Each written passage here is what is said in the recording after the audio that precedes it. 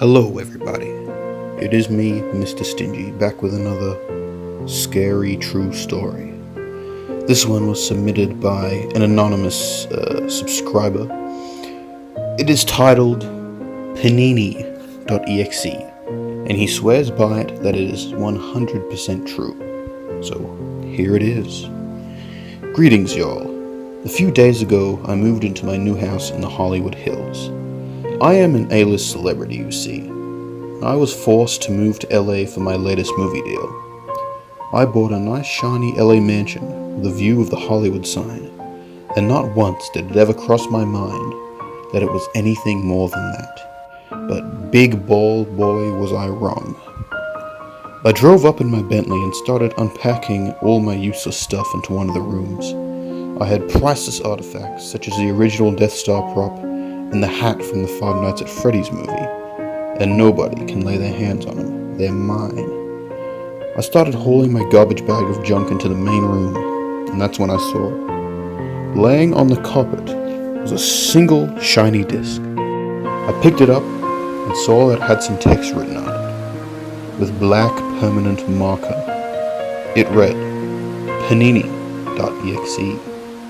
Because I am of questionable intelligence and high on over 200 types of drugs, I decided to put it into my computer, which not only had a disk drive in 2020, but it was also magically set up despite me having just entered the room for the first time in my life. Once the computer booted up, it brought me to a black and white menu screen with three options: play, milk, and die. Die was written in hyper-realistic blood, which was so high quality, it turned my crappy 480p box monitor into an 8K 20-inch television. I pressed play and Lil Nas X's Panini music video started playing in its entirety. I sat through it and nothing weird happened, so I decided to press the second option, milk.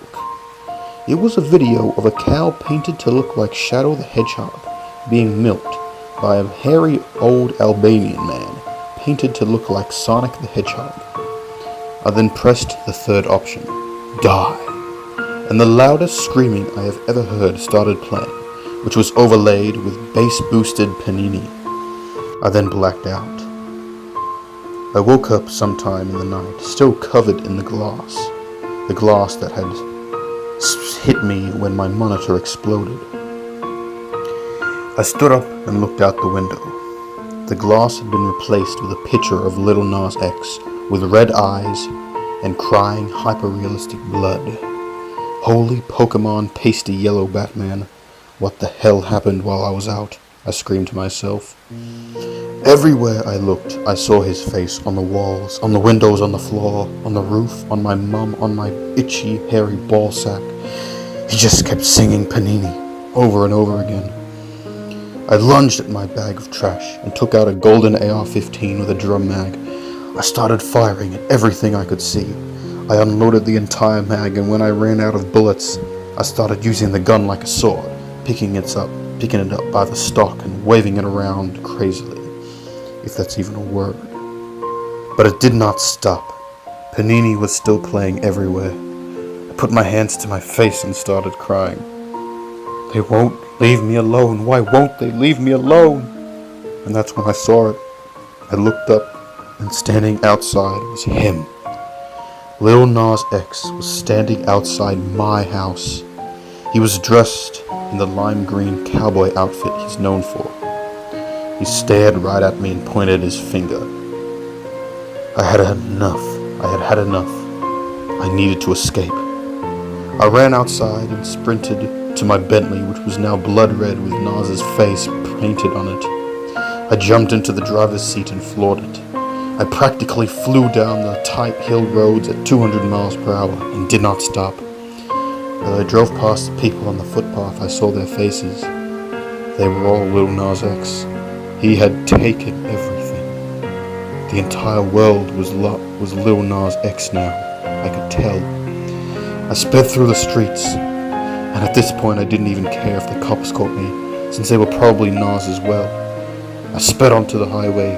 As I turned a corner, I saw a large billboard with Nas's face on it, and it turned to to look at me. The next thing I remember is waking up in the wreckage of my car. It was on fire. Everything was burnt.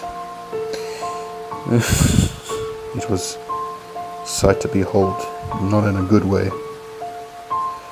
I broke free of the warped metal and crawled onto the road next to the totaled Bentley. I just kept crawling and crawling and crawling until I reached something. No, somebody. I looked up and saw the person's face. It was Lil Nas X. He crouched down next to me, looked me in the eyes and said, "Hey Panini, don't you be a meanie." And now, I am Kill. Wow, that was a terrifying story. I'm fearing for my life now. I'm not sure if I'm ever gonna listen to that Panini song, not even the Indian version, ever again. So yeah, if you like this story, like, subscribe, do whatever the Stingies do. Feel free to send me any requests, any true stories that you can say for certain happened to you. If you're a Stingy Media company, you can claim the video like last time, which you didn't claim my last video, which is good. If you want to see more of this, then let me know.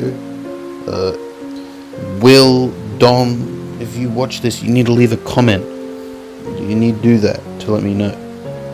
This has been Mr. Stingy's True Creepy Stories. Boy vey.